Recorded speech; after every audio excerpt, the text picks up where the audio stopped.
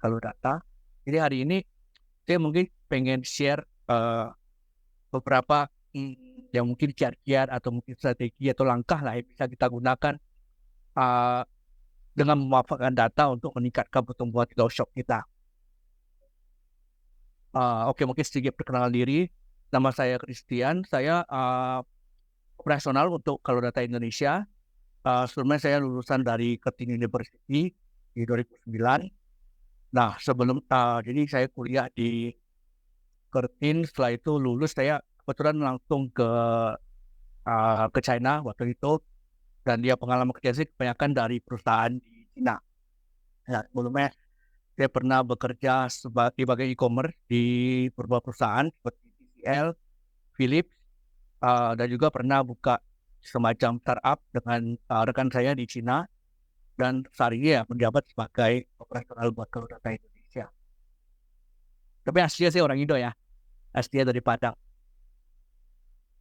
Oke, mungkin sedikit perkenalan ya, sedikit profil dari perusahaan kita ya. Jadi kita Kalau Data didirikan pada Juli 2022. Nah, pendiri kita itu ada 5 orang total. Nah, dengan latar belakang yang berbeda-beda, tapi terutama berasal dari perusahaan e-commerce seperti ByteDance. ByteDance itu perusahaannya TikTok. Juga ada yang mengurus sebagai TikTok Channel Center, termasuk tim dari data kita dan tim dari product manager kita juga dari TikTok.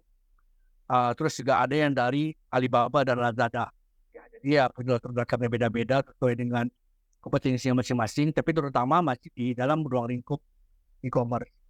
Nah, jadi karena memang latar belakang pendiri kita memang dari TikTok, ByteDance, makanya kita pun mengkhususkan diri sampai saat ini cuma sebagai platform analisa data di TikTok Shop. Karena memang kita lebih familiar dengan environment di TikTok Shop. Nah, tujuan kita ya gimana bisa dengan memanfaatkan platform ini, pengguna TikTok Shop bisa meningkatkan efisiensi mereka, gitu. Baik dalam strategi penjualan ataupun produksi konten. Gitu. Nah, karena itu kita juga berguna baik penjual, kreator maupun agensi. Nah, jadi kita mulai 2022 di bulan Juli kita mendapatkan pendanaan kebetulan dari beberapa kapital. Terus kita 2022 di bulan Oktober, nah kita meluncurkan data pertama kita di Indonesia, Vietnam, dan Thailand. Ya, memang target kita walaupun kita perusahaan dengan berbasis di Tiongkok, tapi kita memang dari awal target kita buat para pengguna TikTok di luar Cina. Maka kita meluncurkan di luar Cina terlebih dahulu. Baru kemudian kita meluaskan layanan lagi ke Malaysia dan Filipina pada 2023 di bulan April. Kemudian lagi di bulan September 2023 kita sudah memiliki lebih dari 200.000 pengguna seluruh dunia dan kita meluaskan layanan ke pengguna Cina dan Amerika Serikat. Dan sampai saat ini kita sudah memiliki lebih dari 300.000 pengguna seluruh dunia. Jadi nggak hanya di Indonesia ya. Kalau data kita juga punya pasar di Vietnam, Thailand, Malaysia, Filipina, dan Amerika. Nah, ini ada beberapa klien kita baik dari agensi maupun brand yang pernah baik sebagai partner ataupun pernah menggunakan Kalau Data. Oke. Oke. Mungkin sedikit sebelum kita mulai ya, sedikit ada gambaran.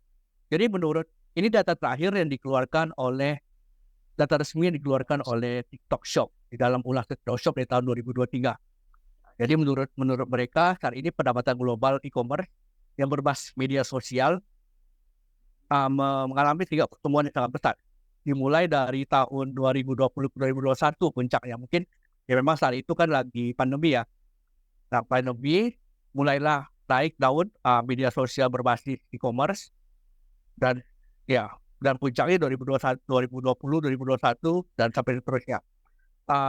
Diproyeksikan dia pertumbuhannya akan, kalau bisa stabil seperti ini, diproyeksikan maka pada tahun 2027 itu secara global e-commerce berbasis media sosial sudah mencapai 1 triliun USD pendapatannya dalam setahun.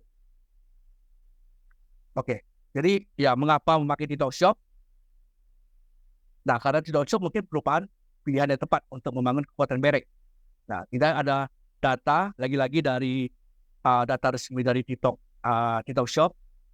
Jadi kalau untuk diibaratkan kayak pengguna TikTok Shop dengan pengguna e-commerce secara global, pengguna TikTok Shop memiliki umur rata yang relatif lebih mudah dengan proporsi pengguna wanita yang lebih tinggi dibandingkan e-commerce tradisional lainnya. Nah, dengan distribusi umur kebanyakan di usia 26 sampai 35 tahun, yaitu sebanyak 32%, dan 36 sampai 45 tahun sebanyak 25%. Bahkan di usia muda pun yang 18 sampai 25 juga lebih banyak dibandingkan dengan pengguna e-commerce lain. Menarik ya Kak. Berarti ini aktualnya untuk pengguna umurnya itu 36 ya Kak ya? Ya, di tengah kisaran 26 sampai 35, 36 sampai 45. Berarti kalau untuk produk-produk yang istilahnya major itu masih make sense ya di TikTok Shop sendiri ya? Masih masuk, masih ada pengguna sih. Tapi kalau memang kalau dilihat secara ini, kalau kita bandingkan ya, datanya malah usia 46 ke atas lebih banyak di pengguna e-commerce yang kayak tradisional ya. Paham. Ya, oke Kak. Sementara TikTok Shop lebih cocok buat usia muda. Ya. Oke. Terus juga dari data yang kita dapatkan, pengguna TikTok Shop mempunyai daya beli yang lebih kuat. Nah, ini perbandingan dari segi tingkat pendapatan ya. Ini mereka bagi di bawah rata-rata, menengah ke atas, dan tinggi gitu. Nah, jadi kalau dari kita lihat sih di bagian sini memang lebih tinggi. Tapi kalau misalnya dilihat dari segi persentase, sebanyak 71% pembelian dilakukan untuk keluarga, saudara, dan teman, lebih banyak di TikTok Shop. Jadi kebanyakan kalau dari hasil kesimpulannya, banyak pengguna TikTok Shop membeli barang untuk keluarga dibandingkan dengan e-commerce lain. E-commerce lain kebanyakan beli barang mungkin untuk pakai sendiri gitu. Itu datanya gimana ya? Analisanya itu istilahnya apakah dialamatkan di alamat yang berbeda atau gimana ya? Analisanya itu. Oke, terus terang saya cara analisa saya juga ya, karena ini cuma data yang dapat. Ya. Menarik. Resmi TikTok Shop. Saya juga merasa ini menarik. Mungkin kita berapa saya pengen share, karena mungkin ini kan bisa jadi bahan itu juga ya. Misalnya mungkin kita saat merasa kita berjualan di TikTok Shop, kita juga mempertimbangkan, ini bisa kita memakai TikTok Shop untuk dengan cara mungkin barang ini kita bisa menarik nih buat sebagai hadiah buat teman misalnya kayak gitu. Iya, baik. Oke, dan terakhir ada data juga dari mereka sama, yaitu pengguna TikTok Shop memiliki tingkat konsumsi tinggi menurut mereka ya. Saya coba pengen membagikan datanya. Ini misalnya dari tingkat jumlah pembelian online pribadi dalam tahun terakhir, pengguna TikTok Shop rata-rata melakukan sebanyak 38 sampai 4 kali lebih tinggi dibandingkan dengan e-commerce lain.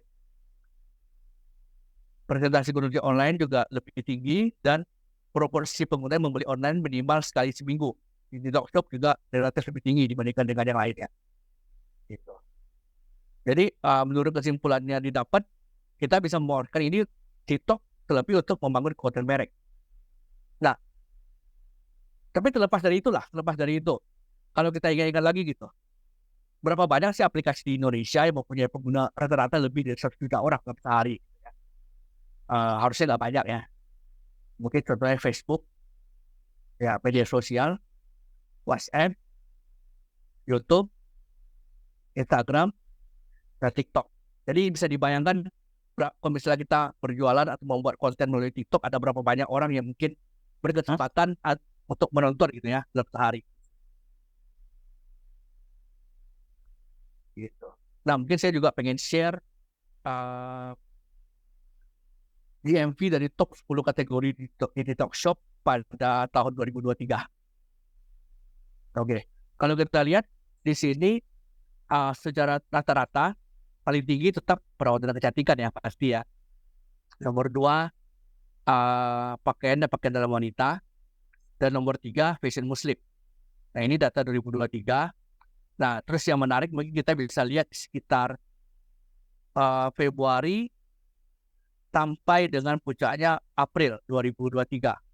Fashion muslim tiba-tiba naik dengan begitu pesat Terus begitu habis April dia turun lagi ke peringkat ketiga. Ya, kurang lebih kita tahu lah ya kenapa ya alasannya ya. Ada karena berhubungannya dengan bulan Ramadan ya. Ya, di bulan Ramadan ya. Jadi Dia naik produk dengan lebih sangat ke Muslim, banyak pencarian dan banyak konversi ya Kak ya tentunya Kak. banyak kontroversi ya. Termasuk juga pakaian dalam pria juga ada peningkatan lah di bulan April Ya, ya. tahun lalu gitu. Ya, tapi sayangnya kita mencapai puncaknya sekitar bulan hmm, Agustus ya. Agustus. Ya. Kita masih ingat ya waktu itu kan semua orang KOL berlomba-lomba untuk menjadi yang paling tinggi gitu ya Iya, di iya. GFP-nya di live. Nah, tapi sayangnya bulan September turun dan Oktober akhirnya ditutup. Ya, kita bisa kelihatan data di sini. Iya, iya, iya. Nah, ya mungkin perbedaan dasarnya ya mungkin ini juga semua orang udah tahu, tapi saya mungkin sekedar share lagi. Yang paling mendasar ya perbedaan algoritma TikTok sama marketplace itu paling bedanya orang datang ke TikTok bukan untuk belanja ya utamanya. Mereka cuma ingin have fun gitu, dapat bersenang-senang, capek pulang kerja, lihat-lihat bukan ke HP, pengen lihat apa ya nggak tahu, TikTok lah, lihat apa ada video yang lagi seru gitu hari ini gitu. Terus tiba-tiba ngeliat ada orang lagi live, atau mungkin ada video pendek yang menarik gitu. Terus pikir misalnya kayak di sini contoh eyeliner, kakak ini pakai eyeliner pinter juga ya gitu ya. Nah terus mungkin kepikiran gitu, saya kebetulan juga pengen belajar makeup nih sebenarnya gitu. Tapi apa perlu ya mungkin ya pakai eyeliner gitu ya. Nah tapi gitu lagi kebutuhan dimunculkan, terus minatnya juga distimulasi lagi kan. Nah, terus dan akhirnya dia kepikiran eyeliner ini kayaknya cocok juga ya buat pemula ya. Apa mungkin saya coba aja gitu ya. Dan sebetulnya harganya juga cocok, aku beli gitu. Jadi dari awal dia nggak pengen beli, akhirnya membeli gitu. Dan karena memang sistem di TikTok kebanyakan juga kita menjual secara halus gitu ya, secara nggak langsung distimulasi pikirannya. Nah, sekarang mungkin kita masuk ke ya ke topik kita pertama hari inilah, 4 langkah sukses di TikTok Shop Indonesia. Oke. Ini sebenarnya juga didapetin dari sumber dari TikTok Shop secara resmi, TikTok Shop 2023 dari summary TikTok Shop. Nah, dan kita bagaimana menurut mereka yang paling penting pertama kali apa? 4 langkah suksesnya. Yang pertama adalah memilih produk yang cocok. Memilih produk yang bagus dulu. Asal produknya bagus, nah kesempatan buat menjual pasti lebih tinggi ya. Itu sebenarnya memang kita semua udah tahu. Tapi sebenarnya belum produk kita juga harus mencari kategori yang cocok dulu gitu ya. Nah yang kedua, mencari patokan toko. Kenapa? Karena di TikTok kan kita bukan cuma tentang produk, gambar yang bagus dan harga ya, tapi juga bagaimana strategi ya. Karena ada banyak macam cara ya, maksudnya baik itu strategi operasional gimana sih, apakah kita mau pakai cara berjualan sendiri atau pakai afiliator, atau kita mau lewat video pendek atau lewat live stream gitu ya. Nah ini setiap kategori punya cara mungkin atau pendekatan yang berbeda gitu. Ada mungkin produk yang cocoknya memang untuk dijualkan cuma melalui video pendek misalnya, atau mungkin ada yang cocoknya melalui live stream, atau juga mungkin yang lebih banyak yang bisa beberapa produk mungkin lebih cocok kalau misalnya dijualkan oleh akunnya sendiri ya, mungkin dengan nama besar brand. Ada juga mungkin yang lebih cocok buat afiliator gitu ya. Nah contohnya misalnya sampai saat ini ya setahu saya brand-brand yang lebih gede kayak Maybelline gitu memang lebih cocok dijualkan oleh afiliat, oleh yang punya akun sendiri gitu, orang lebih percaya gitu. Karena itu memang punya dari brand sendiri. Tapi ada beberapa yang afiliator pun nggak masalah kayak gitu. Nah yang ketiga, kalau misalnya memang produk kita dari hasil analisa kita tentang kompetitor dan memang mereka menjualkan terutama di afiliator gitu ya. Dan gimana sih cara mencari afiliator yang cocok gitu. Nah itu juga nggak asal kita mencari afiliator secara acak kan, harus ada strateginya juga ya. Dan terakhir baru membuat konten, membuat konten. Mengapa membuat konten? Ya karena memang pintu masuk orang untuk membeli barang di TikTok Shop ya cuma melalui konten. Atau bungkusnya berapa harganya? Atau bungkus? Ya memang ada sekarang juga TikTok Shop mulai menggalakkan kayak membeli langsung melalui shop, ada ads buat shop, tapi secara garis besar, secara umum orang menggunakan TikTok Shop pembeliannya masih kebanyakan dari konten. Nah, mungkin terus yang pertama strategi produk. Nah, strategi produk ada 2 macam produk nih di TikTok Shop. Pertama mungkin produk yang umum yang mungkin banyak digunakan di pasaran, ada juga produk yang unik. Nah, ini juga sebagai bahan kita belum kita memulai gitu di sini di TikTok Shop. Nah, produk umum misalnya produk yang banyak digunakan pada hari festival tertentu atau mungkin produk musiman. Produk mana sih laku di musim hujan atau musim kemarau. Ada produk-produk praktis yang dipakai sehari-hari gitu. Nah, produk unik ini maksudnya ya produk yang mungkin barang khas di suatu daerah yang nggak ada di daerah lain misalnya. Nah, itu mungkin kita juga bisa jual di TikTok Shop, dan mungkin produk yang memecahkan masalah atau memenuhi kebutuhan emosional pengguna atau masalah yang mereka hadapi sehari-hari. Nah, misalnya apa ya? Nah, oke, misalnya saya sini ada contohnya alat terapi otot misalnya. Mungkin nggak banyak yang jual, tapi mungkin ya pas kebetulan saya saya sakit nih, lagi capek gitu. Mungkin bisa begitu ngeliat barangan mungkin bisa tertarik gitu.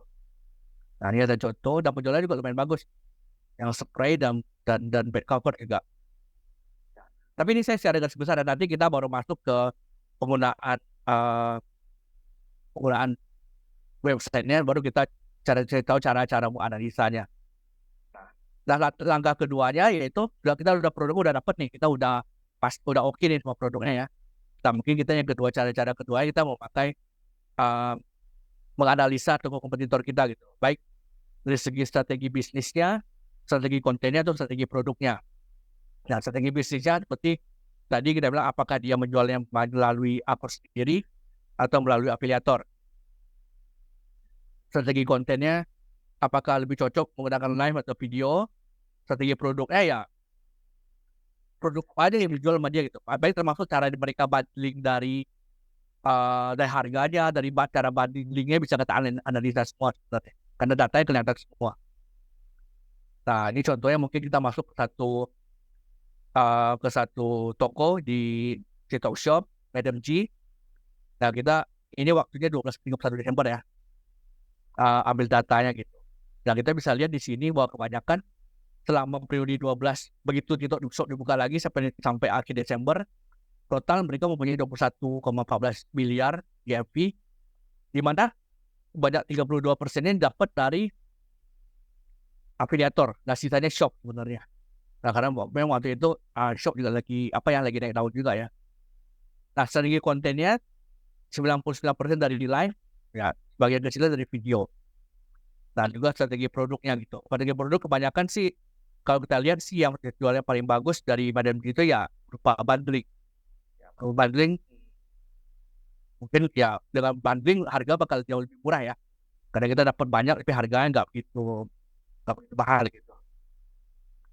Nah, terakhir, bukan terakhir, maaf, yang ketiga, cari afiliator. Ada beberapa hal yang bisa kita pertimbangkan dalam cari afiliator. Klaim pendapatan, apakah pendapatan afiliator sedang bagus belakangan. Soalnya kan kita juga kalau sedang bagus, kita paling gampang itu sebagai indikatornya ya, minimal akunnya lagi aktif lah.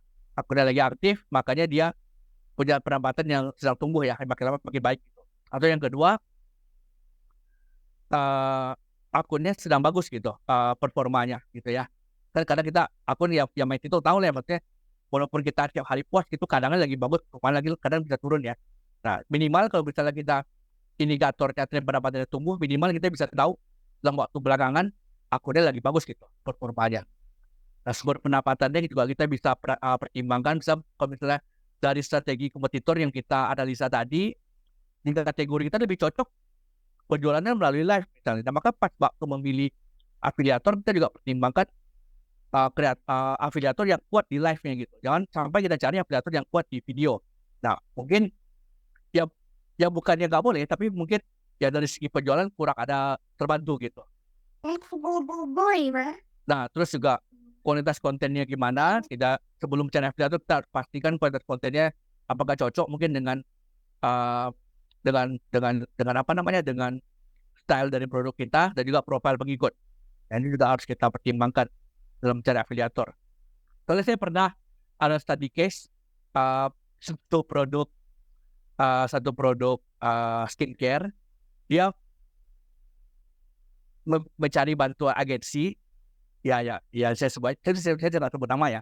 Dia pakai agensi, bayar mahal ya buat cari afiliator, tapi sama agensinya cari afiliatornya yang kurang cocok sama produknya gitu. Misalnya salah satu afiliator yang dicariin cowok, dia followernya banyak, tapi dari segi kualitas, dari segi style kontennya itu adalah dia sering turun ke jalan, bagi-bagiin barang atau bagi duit ke pengamen, tukang becak. Dan konten dibuat buat skincare-nya apa atau enggak? Dia turun ke jalan, dia bagiin skincare ke tukang becak. Nggak relevan Iya, ya Kak ya? yang Nggak relevan banget. banyak, tapi nggak relevan sama penontonnya gitu. Nah, kayak gitu contohnya kan. Ya, terus ya analisa afiliator ya contohnya lah. Ya, misalnya kita memakai fitur iklan data, ya misalnya 7 hari terakhir kita pengennya tingkat engagement tinggi, jumlah pengikutnya ya nggak terlalu banyak, tapi dari pendapatannya sedang tumbuh gitu. Ada support pendapatan dari live. Nah, kita mungkin bisa dapat salah satu contohnya kreator ini. Kita bisa lihat lagi detailnya, kita perhatiin misalnya dia kayak kreator ini dia lumayan aktif live-nya ya. Terus setiap kali live pendapatannya oke lah, maksudnya ada pendapatan gitu. Jadi kita bisa analisa juga, dan mungkin kalau bisa kita rasa cocok, kita bisa ajak kerjasama gitu. Dan terakhir ya membuat konten pastinya. Nah, konten kan kita ada live stream, ada video. Dari live stream ada beberapa data yang bisa kita analisa, kayak misalnya karena kebetulan nih kalau data kita juga punya fitur untuk merekamkan live stream dari orang yang ingin kita pelajari ya. Jadi kita bisa pelajari dari teknik bicaranya gimana, kita bisa melihat data penjualannya, lihat jam berapa sih buat live stream yang penontonnya banyak, atau mungkin di jam berapa dia yang penjualannya tinggi gitu ya. Kita bisa analisa ritmenya sama ulasannya, kita bisa lihat semua datanya apa aja di live streamnya gitu ya. Nah, dari video kita bisa lihat style videonya, pelajari dari kompetitor kita yang apa namanya, yang videonya penjualannya bagus.